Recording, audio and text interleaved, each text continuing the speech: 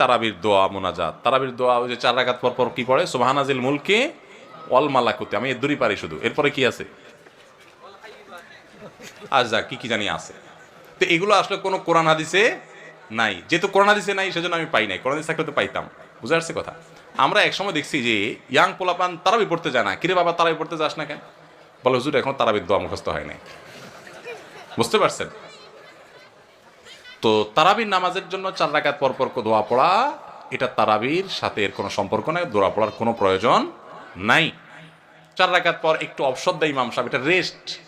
আপনি এটা একটু পানি খাবেন, দরকার একটু হাত পা এদিক সেদিক করবেন, একটু রেস্ট করবেন, একটু শরীরটা এলায় বসবেন, দরকার একটু পেশাব উজু করে চলে আসবেন। এটা হলো রেস্টের সময়।